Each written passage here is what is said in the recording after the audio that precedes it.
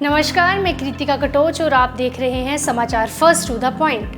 प्रधानमंत्री नरेंद्र मोदी के दूसरे कार्यकाल के स्टार परफॉर्मर्स में से लगातार 5 बार चुनाव जीतने का रिकॉर्ड बनाने वाले अनुराग ठाकुर को केंद्रीय मंत्री पद न मिलने के पीछे का कारण हमीरपुर संसदीय क्षेत्र में 4 में से 3 विधानसभा सीटों पर हुए उपचुनाव के नतीजे भी हैं। ऐसी मीडिया रिपोर्ट्स के मुताबिक चर्चा हो रही है।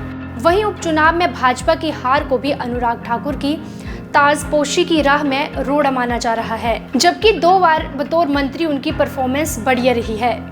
हमीरपुर संसदीय क्षेत्र में लोकसभा चुनाव के साथ 4 विधानसभा सीटों पर भी उपचुनाव हुए, मगर भाजपा 3 सीटें हार गई। दूसरी ओर अनुराग ठाकुर खुद बड़े अंतर यानी 1,82,397 मतों की लीड लेकर चुनाव जीते। लेकिन अनुराग ठाकुर ने 2019 के लोकसभा चुनाव में कांग्रेस उम्मीदवार रामलाल ठाकुर को 3,99,572 वोटों के अंतर से हराया था। आपको यह भी बता दूं कि मीडिया रिपोर्ट्स के मुताबिक उपचुनाव में जिन 3 विधानसभा सीटों पर भाजपा की हार हुई है, उन हलकों से लोकसभा चुनाव में अनुराग ठाकुर को अच्छी लीड मिली, यानी वोट भाजपा को नहीं कैंडिडेट्स को पड़े।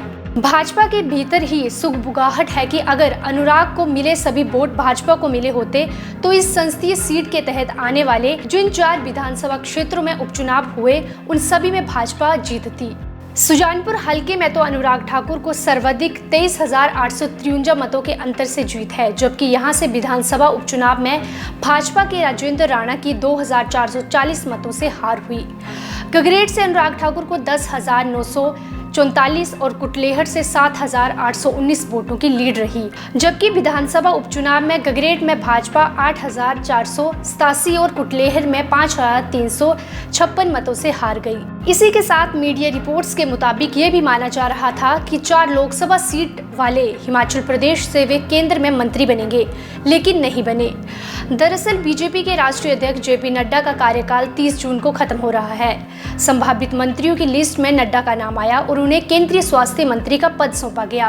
वैसे तो वे गुजरात से राज्यसभा सांसद हैं, लेकिन रहने वाले हिमाचल प्रदेश के बिलासपुर के ही हैं। अब हिमाचल जैसे छोटे राज्यों में 2-2 मंत्री रखने से क्षेत्रीय संतुलन गड़बड़ा सकता है, इसलिए अनुराग ठाकुर का पत्ता कट गया।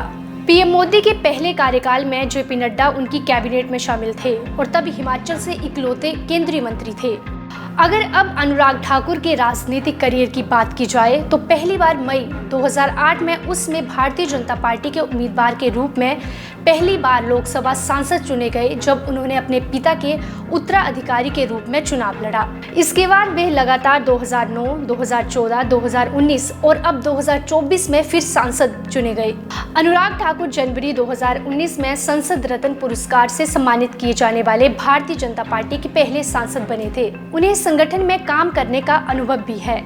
2010 में ठाकुर को भारतीय जनता युवा मोर्चा राष्ट्रीय अध्यक्ष नियुक्त किया गया और 2016 तक वे इस पद पर बने। बीसीसीआई के अध्यक्ष रह चुके अनुराग ठाकुर ने हिमाचल प्रदेश का प्रतिनिधित्व करते हुए प्रथम श्रेणी क्रिकेट में एक मैच खेला और 2000-2001 सीजन में जम्मू और कश्मीर के खिलाफ एक मैच में कप्तान के रूप में टीम का नेतृत्व किया। वे मई 2015 से फरवरी 2017 तक भारतीय क्रिकेट कंट्रोल बोर्ड के अध्यक्ष थे। इतना ही नहीं, अनुराग ठाकुर जुलाई 2016 में प्रादेशिक सेना का हिस्सा बने। बाद में उन्हें कैप्टन के पद पर पदोन्नत किया गया। वे प्रादेशिक सेना में कमीशन अधिकारी बनने वाले भाजपा के पहले सांसद हैं। ऐसा नहीं है कि अनुराग ठाकुर को मंत्री पद ना मिला हो, इसका कोई विपरीत कारण रहा हो। दूसरी तरफ एक चर्चा और भी है। मीडिया रिपोर्ट्स के मुताबिक ऐसा माना जा रहा है कि अनुराग ठाकुर को बड़ी जिम्मेदारी मिल सकती है। चर्चा हो रही है कि जेपी नड्डा को केंद्रीय मंत्री बनाने के बाद भाजपा हाईकमान अपने पार्टी के नए अध्यक्ष पद के लिए एक तेज तर्रार युवा नेता की तलाश में है, जिस पर अनुराग ठाकुर के नाम की चर्चा जोरों पर है। मीडिया रिपोर्ट्स के मुताबिक हो सकता है कि नड्डा का कार्यकाल खत्म होने के बाद अनुराग ठाकुर को राष्ट्रीय अध्यक्ष का पद सौंपा जा सकता है। ऐसे में अनुराग ठाकुर को मंत्री पद ना मिलने के 2 कारण बताए जा रहे हैं। एक 3 उपचुनाव में हार और दूसरा संगठन में बड़ी जिम्मेदारी का मिलना। वहीं अनुराग ठाकुर का कहना है कि हम पार्टी के कार्यकर्ता पहले हैं। हमीरपुर संसदीय क्षेत्र की जनता ने मुझे 5वीं बार सांसद बनाया है और 5वीं बार सांसद बनना एक संसदीय क्षेत्र से अपने आप में बड़े सम्मान की बात है। भारतीय जनता पार्टी ने मुझे 5 बार चुनाव लड़ने का अवसर दिया। कार्यकर्ता के रूप में पहले भी मैंने काम किया है और आगे भी करते रहेंगे। आपको ये हमारी रिपोर्ट कैसी लगी कमेंट कर ज़रूर बताएं और तब तक के लिए आप देखते रहिए समाचार फर्स्ट टू द पॉइंट।